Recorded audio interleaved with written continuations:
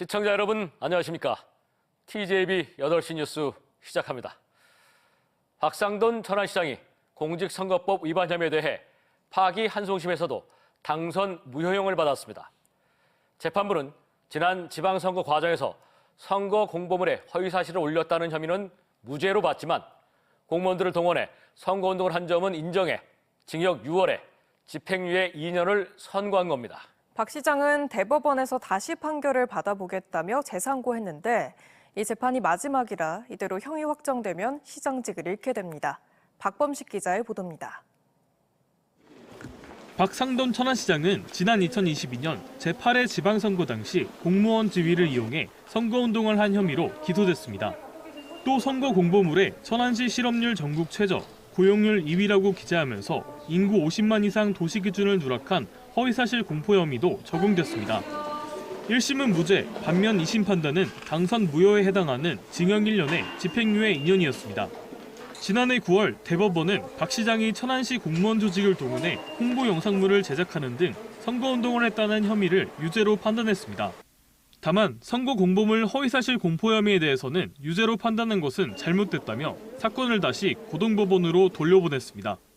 대전 고등법원에서 열린 파기환송심에서 재판부는 박 시장이 홍보물과 선거 공보물에 누락된 부분을 발견하지 못했을 가능성이 있고 후보가 문구를 누락해 경쟁 후보로부터 비판받을 위험을 감수했을 동기가 있다고 보기도 어렵다며 허위사실 유포 혐의를 무죄로 판단했습니다.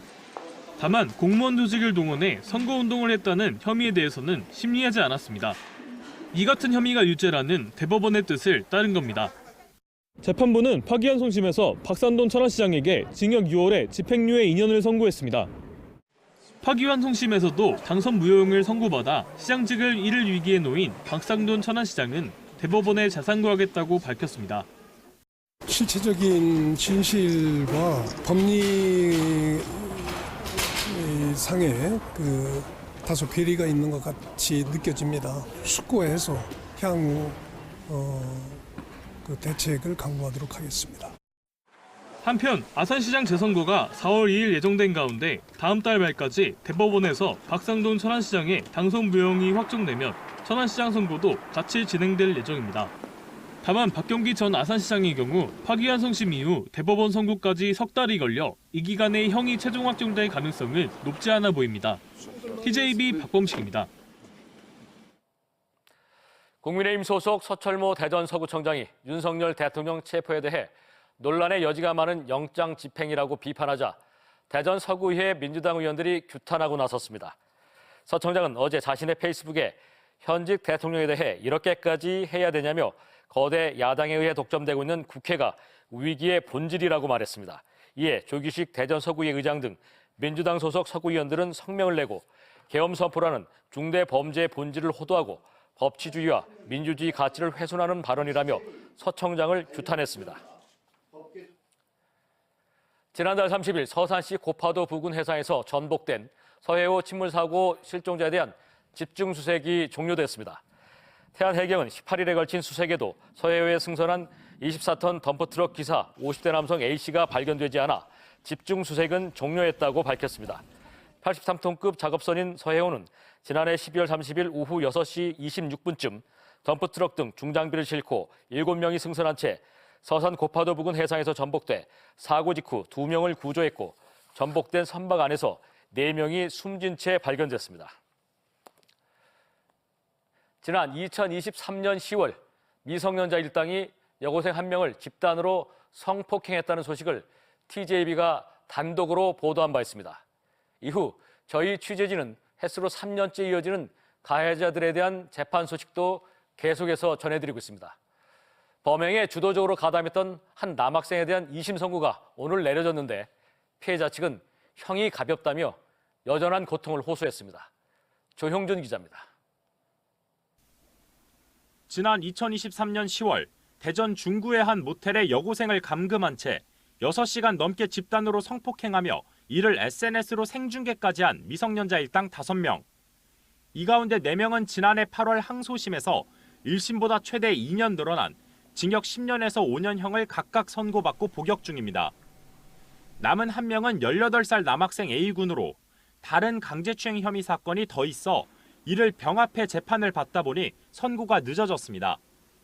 지난해 10월 1심에서 A군에게 징역 장기 10년에 단기 7년이 선고되자 검찰은 형이 너무 가볍다며 A군은 형이 무겁다고 각각 항소했습니다. 또다시 해를 넘긴 뒤 열린 2심에서 재판부는 A군에게 원심과 같은 형량을 선고했습니다. 재판부는 1심 판단이 합리적으로 보인다며 검사와 피고 양측의 항소를 모두 기각했습니다. 피해자 측은 판결에 아쉬움을 나타냈습니다. 우리나라 법이 그렇잖아요. 아이가 뭐 받을 수 있는 형이 뭐 얼마게 정해져 있고 이러더라고요. 많이 부족하다고 생각해요.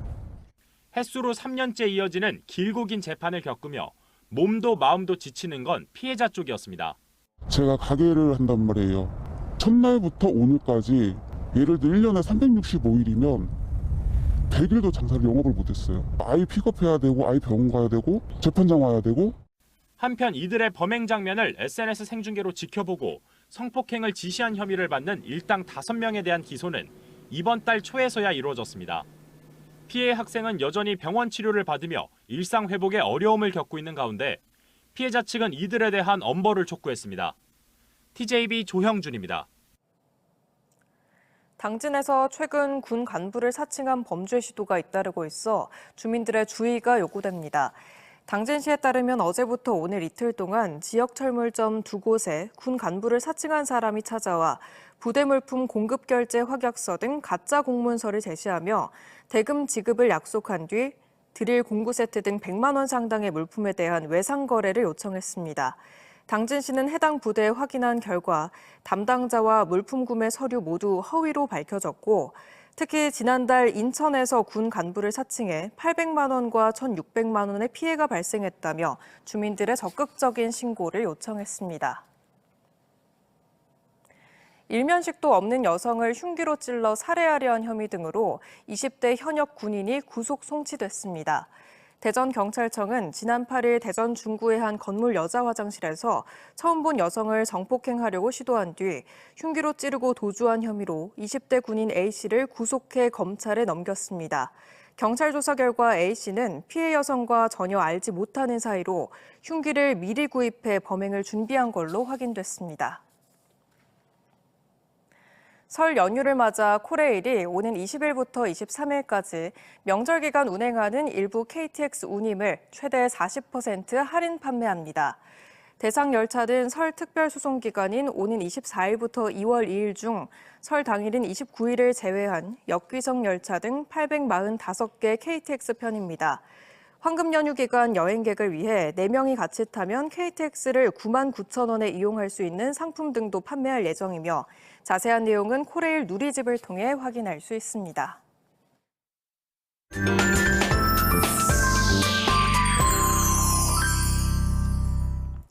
근대와 현대 그리고 최근까지 시간과 공간을 뛰어넘는 국내 여류 화가들의 작품들이 한자리에 모였는데요. 고암 이응노 선생과 교류하며 대한민국 근현대 미술사에 큰 족적을 남긴 여류 거장들의 전시와 30대 신진 작가들의 독특한 작품 세계들을 만나볼 수 있습니다. 아트앤컬처에서 조혜원 기자가 소개합니다. 푸른 강줄기가 굽이굽이 흘러 돌아가는데 산과 강, 들판의 형태가 구분되지 않는 거친 터치. 국내 첫 근대 여류 화가인 나혜석이 1930년대 그린 낙동강입니다. 강렬한 색채 속 이미지가 뚜렷한 여인인 그녀의 내면을 표현하듯 멀리 코끼리를 탄 여인이 하염없이 울고 있습니다. 국내 미술계 거장 천경자의 대표작 누가 울어입니다. 이응노 화백과는 직간접적으로 인연을 맺어 서로의 작품 세계에 영향을 받아온 대한민국 근현대 대표 여류 작가 11명의 작품이 한데 모였습니다. 예술가 동료로서, 제자로서, 아니면 스승님으로서 우리 한국 미술의 빛나는 여백인데 그만큼 여백을 충실히 메꿔줬던 여성 작가분들을 모시게 되었습니다. 바람에 일렁이는 천이 펼쳐지며 하늘을 향하고 있지만 어두운 색감은 그 속에 고뇌가 담겨 있습니다. 뭉쳐있는 하얀 천이 사방으로 흩어지는 가운데 짙은 푸른색과 묘한 대비를 보입니다. 주름과 곡선의 형상을 통해 삶의 불확실성 속에 성장하며 앞으로 나가고 싶은 30대 작가의 작품 세계를 만나게 됩니다. 전체적인 본인의 인생 틀 안에서 자신이 선택한 것을 이제 후회하지 말고 오히려 희망을 가지고 인생을 살아가라라는 의미를 가지고 이제 작업을 하셨습니다. 짝짝이 양말, 알빠진 안경, 외젓가락 균형을 잃은 사물을 통해 불완전함이 느껴집니다. 투명 수조 안에서 잠수하는 사람, 탁 트인 들판 가운데 투명 상자 안에 있는 남자 인간의 불안한 심리를 묘사했습니다. 연결과 단절, 그 모호한 공간 사이 사람들의 마음을 신진 작가는 탐구하고 있습니다. TJB 조혜원입니다. 2025에서 2026 충남 방문해를 맞아 충청남도와 대천관광협회가 보령 대천해수욕장 만남의 광장에서 관광객 환대 이벤트를 열었습니다. 이번 행사는 도내 관광지를 찾은 관광객들에게 즐거움을 선사하고 재방문 기회를 제공하기 위해 마련됐으며 대천해수욕장 인근 5개 호텔 투숙객 중 대가족과 다둥이 가족, 연인과 친구 동반 등 5개 팀을 선정해 호텔 1일 숙박권을 제공했습니다. 이와 함께 충남 관광 캐릭터인 워디와 가디와 사진을 찍는 이벤트도 열렸습니다. 대전시는 전통시장과 골목형 상점가 등 지역 상권을 대표하는 상인회장 등 70여 명이 참석한 가운데 2025년 소상공인 지원 사업 설명회를 진행했습니다. 이번 설명회는 올해 추진 예정인 주요 지원 사업과 신한은행과 협약을 통해 운영 중인 상생 플랫폼 땡겨요에 대한 내용과 함께 현장에서 상인들이 겪고 있는 어려움 등을 듣는 시간이 마련됐습니다. TJB 최초 보고 마약 지도로 말한다 특별 취재팀이 2024 모교 언론인상 대상 포상금을 한국마약퇴치운동본부 대전지부에 기부했습니다. 취재팀은 마약 중독과 오남용으로 인한 사회적, 경제적 비용이 커지는 요즘 적은 금액이지만 마약 퇴치를 위한 예방교육과 중독 재활에 사용되길 바란다며 기부의 의미를 설명했습니다.